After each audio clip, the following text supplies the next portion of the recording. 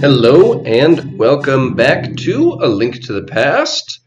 We just completed the first dungeon and acquired the Pegasus boots. Whee! So I think it's time for us to set off and try to pursue the second dungeon, where we will get the second pendant needed to acquire the Sword of Evil's Bane. But along the way, we're also gonna certainly do a little more collecting. After our acquiring our new ability here, we're going to be able to unlock a few more things that we could not do previously. So, oops, this is too early. First thing we're going to do is head up towards the sanctuary, where we came out after rescuing Zelda. We're just going to ignore all these guys. They don't matter. We did show off this fairy fountain earlier, I believe. Let's just go all the way around here. Whee! This is always a nice way to get around now that you have the Pegasus boots. Probably don't use it as often as I should. Of course, sometimes you just lose track of where you're going. Alright. Let's try and pay a little more attention. So what we're trying to do is go up to Sanctuary and then just past it and up on this little hill here. And we use our Pegasus boots, these little collections of 5 stones. You can smash them and break them open. And under here, we will find heart container number 7. Alright.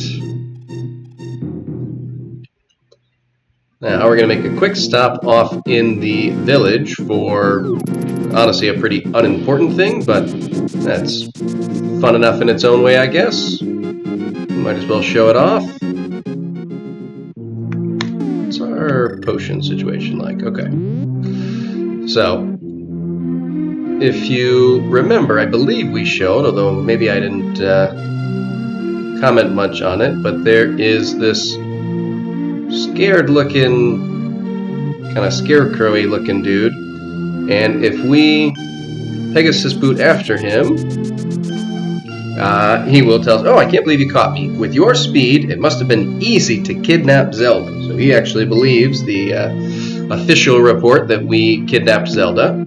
"You don't look like such a bad guy, though. Anyway, because you have such quick feet, it might be a good idea to run and bash into many things. For example, the trees in this village have many useful things hanging in their branches. Well, just try it, okay?" So, yeah, didn't really need to hear that, but I guess if you didn't already know, that can be a helpful little tool. So this one has a rupee, other ones have, fairies and different items, so it is useful, but ultimately not all that important. What is significantly more important, though, is coming up into this library here, smashing into this shelf, and acquiring the Book of Mudora. You can use it to read the ancient language of the Hylia. Well, that's wonderful. Alright, so... Oh, that's right. There's a couple other things I wanted to do in town that are similarly unimportant, but kind of fun. So, if we take out our magic powder and see this old lady who's sweeping here, and realize that her true form is a fairy.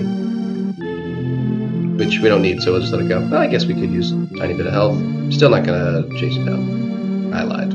I can never help myself. There we go. And then also in here, if I have the right house, which hopefully I do, under these pots, there is a chicken.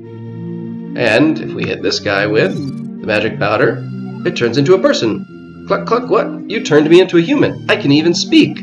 Ah, it must be you who's always teasing my friends. The weathercock is always watching you harass them. Well, this human shape is uncomfortable for me. I want to be a chicken again. Oops, sorry. So apparently we've just tortured that poor individual, but I believe the magic powder should theoretically be turning it back to its true form, so I think it's probably for the best, but not sure. Did we did this already, I believe. Good. Alright. So, oops. Now,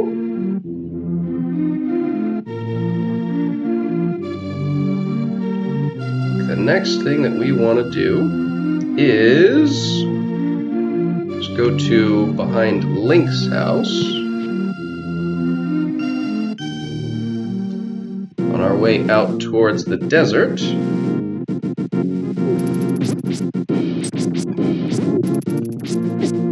And maybe I'll try to be less terrible.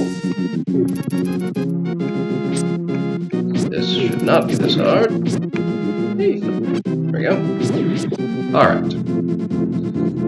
So, up here, behind Link's house. I suppose we can just do this. Aha! Smash that guy open, and under here, we have another mini fairy fountain.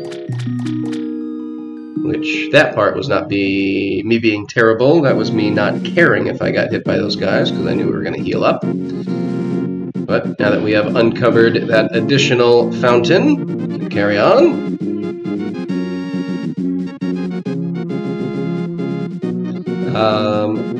Alright. Go away. No one likes you. I didn't see that guy at all. Okay, I don't know what's happening right now. I'm losing my mind.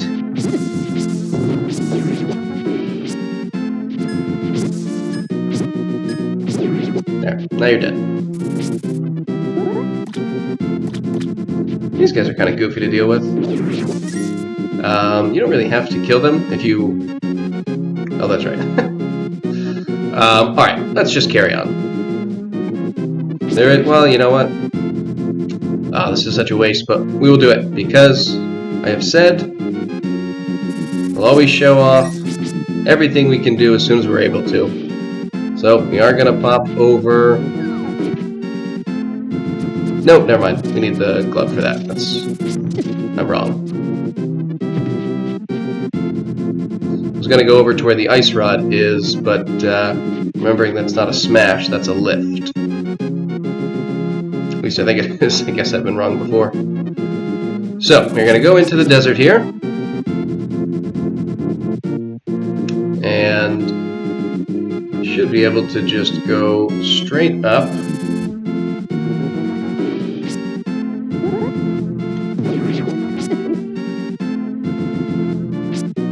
This is... wow, I have no excuses here. I'm gonna get rid of these guys because they're... oh my. This is absurd. Luckily we have that extra fairy in the potion, but goodness. Okay, so we're gonna use the Book of Mudora. To open the way to go forward, make your wish here and it will be granted. So Link's gonna do a little prayer here.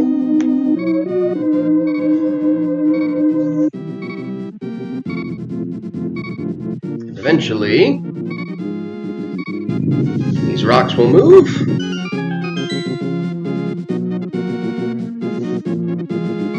And we will be allowed in.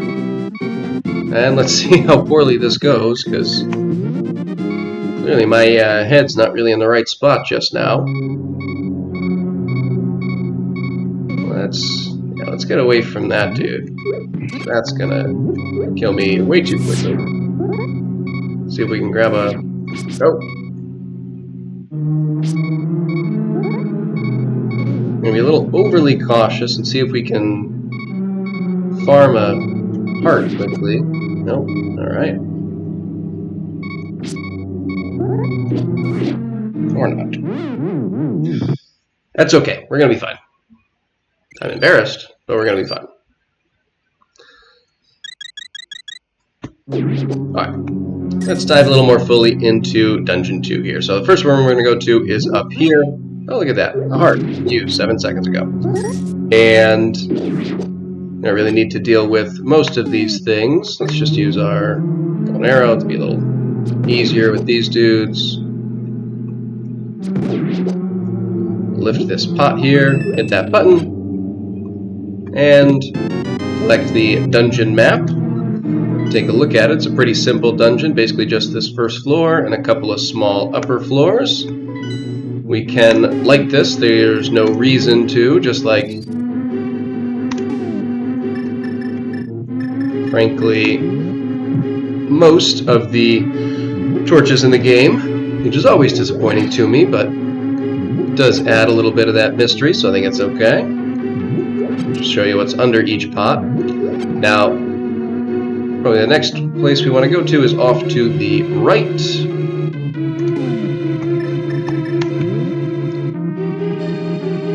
Where we have a little trap room, honestly, up here. There's nothing of benefit to us, but we'll go just to show it off. Just a couple of enemies to kill.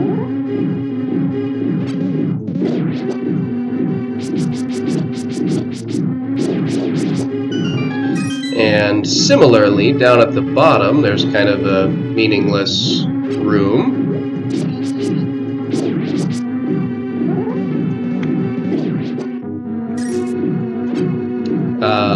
Let's see, anything good here? Okay. So yes, under here, or down here. Oh goodness. Forgot to grab something over there. That was dumb. Anyway, kind of a meaningless room over here where there's just a little eye gazer, and out this door there is a cliff you can jump off of, which takes you out of the dungeon that you don't want to do. We're going to ignore both of those. Wow. Just wow.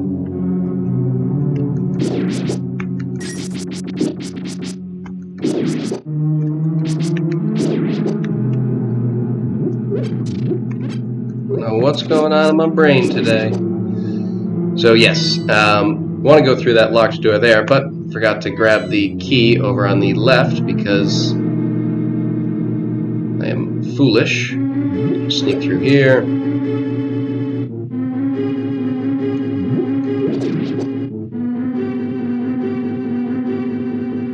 Just run right past. Oh, maybe not. Thought we were far enough over we would avoid its magnetic pull, but I was wrong. So up here is where we're going to go. You can read this message from Sahasrara. You must never fail to find all the treasure in each dungeon. Wow, what great advice. Thanks. Okay, now we go back over to the right. Whee! We will zoom there as much as possible.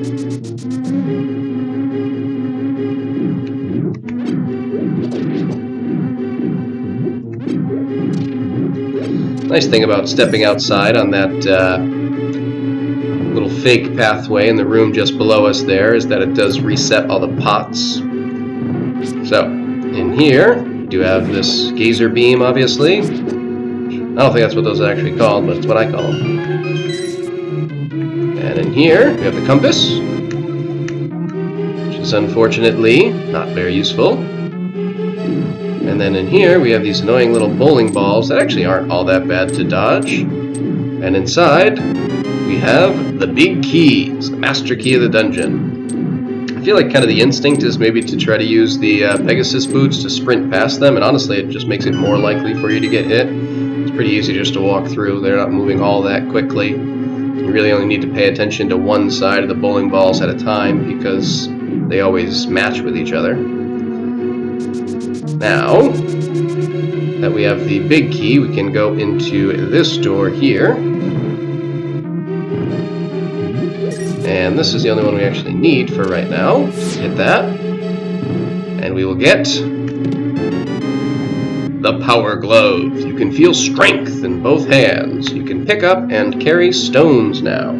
Actually, can't really carry them much, but we'll ignore that fact. And we'll just show off what's under each of these, not that we really need any of it. Reset our little gazer beam. And head down. We are just about finished with this floor. Suppose I can quickly show off under these pots. Not a huge... Oh. Rude. Very rude. Anyway, you can also show off what's under these.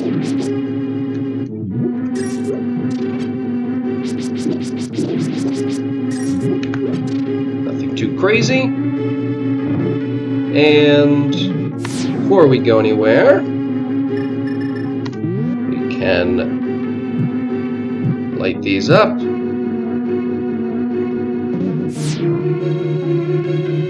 Actually, I don't know if you have to light those, but I always do, so it's just more fun. And we will refill our fairy. They come back here. Alright. Keep it in a bottle, and refill our health. Good. We have reset from our earlier ineptitude. Now, where you need to go is up and just behind that area there. But first, you want to come down here and collect the 8th piece of heart to increase our overall health. One of, I think, 2 that are actually kind of in the middle of a dungeon. The next one we won't get to for a long time. Now this, we need the power glove for, but now that we have it, we can pick up these stones and head up in here to the second half of the dungeon. I genuinely don't remember which of these stones. Oops. Oh, that was annoying, but fine. Now in here, pick up this key, and wow. Apparently I was a little too low for that one. This is absurd. Anyway, let's just leave before anything worse happens. And we have just this quick little set of rooms up here. Nothing too big or special. Let's just take care of all these guys without getting lasered.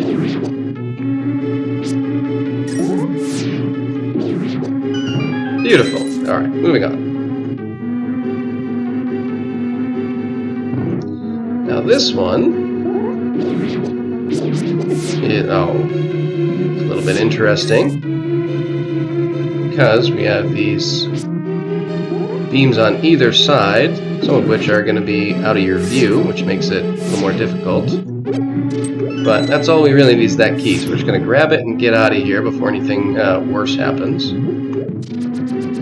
And let's see if we can avoid almost dying from these stupid floor tiles that for some reason I seem to be completely incapable of avoiding. Let's go. A couple hearts under here, and should have waited to gather those pots until after we dealt with things, but I think we'll be fine. Let's get rid of Cyclops boy here, and then I think this is the first time this has happened. This is one of 2 or 3 times it happens in the game. We light all these torches, and the wall opens for us, which is kind of cool. Takes too long, but it's kind of cool. And then we're going to go in and meet the boss. I'm going to try and use the arrows to deal with it because, I don't know, I've had fun. It's not overly necessary, but it's fun. You have to time things well. This is, what, Lanmola, I think? There we go. So each time that they pop out, you see that they kind of fire off a rock in 4 directions, which will become more directions when more of them are dead. Alright, should actually focus on what I'm doing. So what I try and do is time it for right when they're coming out of the ground there, which can be tough because it's a rather limited window, but when you get the timing down, it's not too bad. And I'm not going to try and get that one. I don't like how close he is to me. Oh. You know what? It's getting annoying. We're just going to do this. You know how to try and get them in the head, and it can be a little bit difficult just with the way that they pop in and out, but ultimately really isn't all that hard. Honestly, the bigger question is, are they going to go in the right direction, or are you going to have to chase them down? It really doesn't create that much difficulty. It's more annoyance and can be time-consuming sometimes, but outside of that, it's not so bad. See, it's really not all that difficult to avoid getting hurt by them, especially right now, until there's only the one left. Then it can be a little bit more annoying.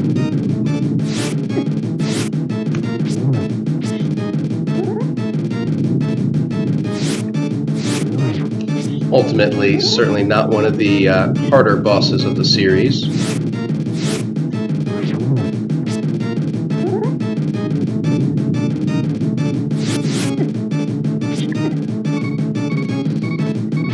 Not that I'm making evidence of that with how I'm doing, but that's okay.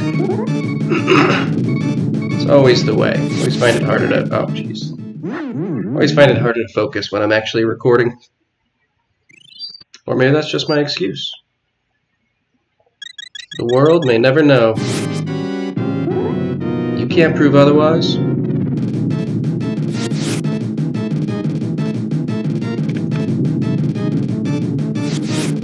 There we go.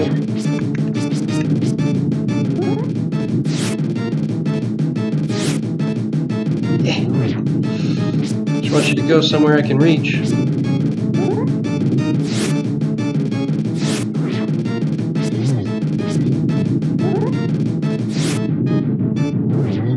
Alright. So now it'll start setting off rocks in the 8 directions instead of 4. Nothing else about things change. Oh.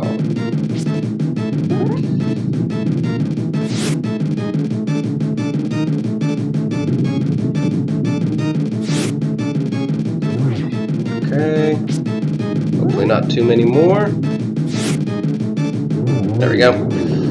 Alright. Well, that was just a top to bottom, very terribly done job, but ultimately we did complete things, so I guess we'll take it.